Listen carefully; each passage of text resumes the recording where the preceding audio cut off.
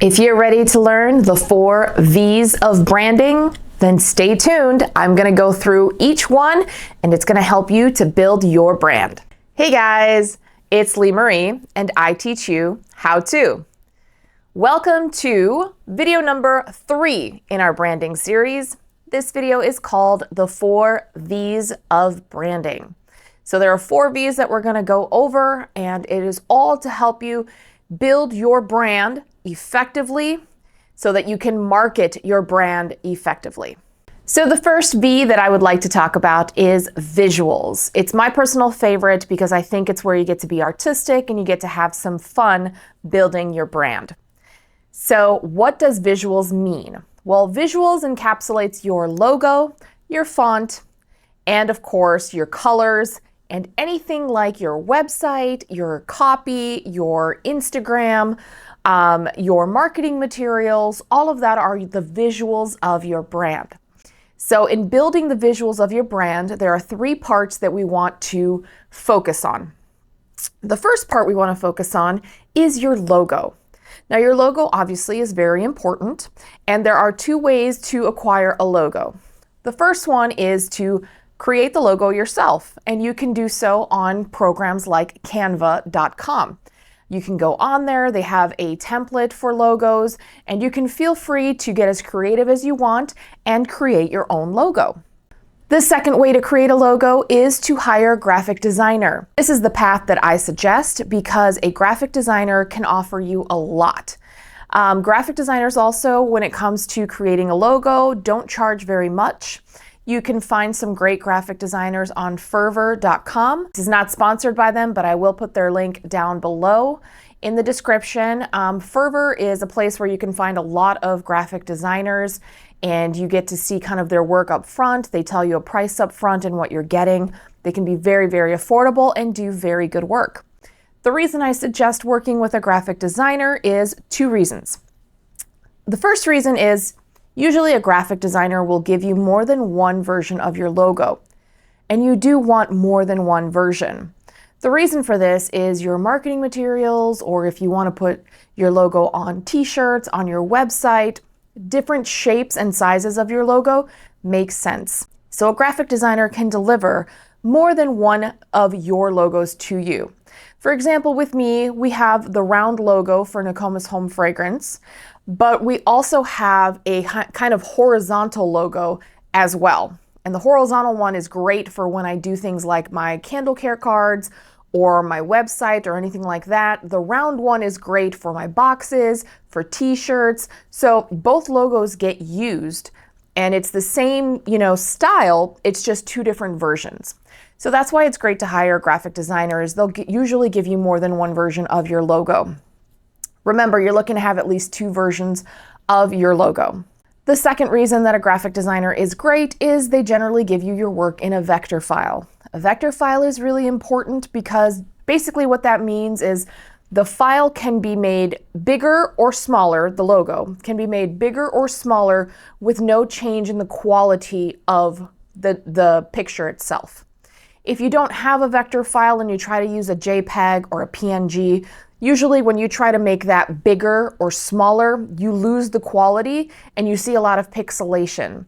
With a vector file, you don't get that. The image stays crisp and clean. So vector files are generally what printers will ask for. So if you want your logo on business cards, on t-shirts, on any kind of marketing material, on boxes, the company that's doing the printing is going to want a vector file so that they can make it as big or as small as they need to without any change in the quality of the picture. So just another reason why a graphic designer is a great idea for your logo. And also, like I said, it can be very affordable. It's very easy to find a professional graphic designer that will give you 2 logos in vector form for $50. So it's a great investment, and like I said, those vector files are important for you to have. So now that you have your logo designed, what is next? Well, what's next is your font. Now, a lot of people don't pay attention to the font that they choose for their brand, but it is actually really important. And you want to choose not 1, but 2 fonts. You want a primary and a secondary. So a primary font is going to be like front and center. It's going to be your headings. It's going to be possibly your product names or on your actual products. Secondary is more for like copy. So that's going to be a more common, New Times Roman or Playfair Display lowercase, something like that, where it's more copy content or ingredients or something that's a secondary content. Keep in mind that the fonts that you choose do also help set a tone for your copy. And when I'm saying copy, I mean the kinds of things that you're writing on your website, on your marketing materials. That's copy, it's content. So the type of font that you choose will also dictate kind of the tone or the voice. If you have something super professional looking, then you'll have a more professional voice. If you have something kind of whimsical, then obviously the voice or tone that you set in your copy will be more friendly, whimsical, fun. So the kind of fonts that you use do help set a tone for your copy. So keep that in mind when you are choosing them. The third part of your visuals is probably the most fun, and that is choosing your colors. I always suggest that you choose 4 colors for your brand. You're going to need some primaries, some secondary colors, and some background colors. 4 is what I encourage you to use. And there is a lot of psychology when it comes to the colors that you choose and what kind of emotion they give off. So keep that in mind when you're choosing your colors. If you're a wellness brand and you're all about relaxation and kind of a spa feeling, then bright neon and those bright colors are probably not colors that you want to choose for your brand.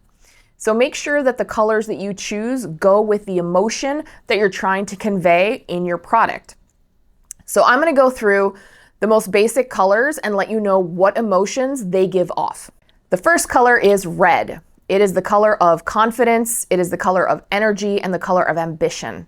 If that sounds like your brand, then perhaps red is a great color for you to have. The second color is yellow. That is cheerful, optimistic, and joyful. So again, if that's the kind of emotion that you want your customers to feel, yellow would be a great color for your brand. Blue is a color of calm, peacefulness, and serenity. So if that's what you're going for, if you have a spa line or kind of a wellness brand, blue might be perfect for you. We have the color black, classy, dramatic, and sophisticated. Again, if that encapsulates your brand, that may be one of your colors. White, clean, fresh, and pure. Last 3 colors I'm going to do in a certain order because they're the colors of my brand. Now, the 4th color is cream, which is a little bit different than white in the emotion. Cream is more soothing, natural, so that is one of my colors. But the next 3 colors are all my brand, so I will let you know why I feel like they give off the emotion that I want to give off with my brand. First color is green, and green is all about balance, nature, and luck. So obviously I have a sustainable and natural business, and so balance and nature is definitely something that I want to give off. So for my purposes, it's kind of an olive green, but green is definitely on brand for me. Second color, of course, is gold, and those are my gold tins and all of my kind of gold foil and gold things that I have on my products. Gold, of course, is going to be luxury, wealth, and opulence. So I definitely want to create a luxury product, a luxury item. So gold was a natural color for me to choose. Last color is brown, and my brown is specifically craft brown. It's the color of my boxes and the color of a lot of the materials that I use. And of course, brown kind of emulates approachable, natural, and organic. So those are the kinds of emotions that I want people to feel with my products. I want nature, I want opulence, and I want organic, approachable, and warm. So you see how choosing the colors of your brand really help to set the tone and let the customer know what they can expect from your brand. And when you're choosing your colors, be sure to choose colors that go well together, look nice together, and give off the emotions that you want your customer to feel when they pick up your product. The next V that we're going to talk about is the vision of your brand. So what is your vision? What is the mission of your brand? What are your values? What do you stand for? The easiest way to come up with your vision is to kind of ask yourself the following questions. Why did you start your business? Who did you start your business for? What does your business stand for? So quickly, I'm going to read the Nokomis Home Fragrance vision so you can kind of see what I mean when I answer these questions. So I'm just going to read it right off my phone. Nokomis Home Fragrance was founded with the mission to deliver luxury products while helping the planet in the process. We craft beautiful hand-poured candles, sprays, and home decor made with sustainable materials, biodegradable packaging, and perfume-grade clean fragrances. Those are our values, and that is our mission, is to create luxury products that also give back to, that are eco-friendly and also sustainable and give back to the planet. That's kind of our ethos and our mission. So when you're writing your mission statement, your value statement, again, just answer those questions. Why is it that you're doing this? Why did you start your business? Who did you start your business for? And what kind of values are set in your business? So the next V that I want to talk about is voice. And this kind of comes back to font. And again, voice is what is the kind of tone that you set when you communicate with your customer, whether it be through commercials, advertising, copy on Instagram, copy on your website, content. What is the voice that you are using with your customer?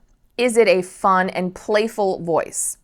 Is it a serious, professional, and academic voice? Is it a more relaxed, casual, friendly voice? When you're doing your copy, when you're writing out things for your website, for marketing materials, for Instagram and socials, you will set a kind of a tone with the way that you write. So finding your voice is finding out how you want to talk to your customer and in what tone do you want to talk to your customer. Are you educating your customer? Are you trying to be friends with your customer? Are you here to help your customer? What is the tone that you're trying to set with the relationship with you and your customer? That's what your voice is. And the last V that we're going to talk about is value. What value does your product bring to your customer? What problem does it solve? How does your product help your customer? The reason that's an important question to ask and to answer is because you need to know why you're doing this. What is the reason that a customer should spend money on your product? What value is it to them? So figuring out the value of your product is really, really important when you're coming up with your brand and your branding. For example, with Nokomis Home Fragrance, yes, candles are a luxury item and they're not a necessity per se, but the value that I'm bringing to my customers is that they can have a beautiful candle that's aesthetically pleasing in their home that is also free of phthalates, parabens, sulfates. It's free of toxins. It's free of a lot of bad things. It has really sustainable and great materials so they can feel good about their purchase. They can feel like they are reducing a carbon footprint, that they're making a difference. Figuring out your value and what you're bringing to your customer is very important when you're coming up with your branding and you're developing your brand. You need to have a value that you are bringing to someone. That way you can shape your brand around that value and really bring something special to your customer. I hope you found today's video informative. I hope that it helps you with creating and establishing your brand. We are getting so much closer to building that brand with you. So in the next video, we're going to talk all about luxury branding. So if you are trying to develop a luxury brand, be sure to stay tuned for that video. Also, this is video number 3. The first 2 videos I will link up top. If you've missed them, go ahead and watch them. They're all about what a brand is and also how to find your target customer, which is super important as well. So hopefully by now you know what a brand is, you have narrowed down your target customer, and now you're ready to develop things like your value, your voice, your vision, and the visuals of your brand so that we can flesh out this beautiful, gorgeous brand that is going to bring value to a customer. So stay tuned for the next video that's coming, which is on luxury branding. And as always, I will see you guys in the next video. Bye.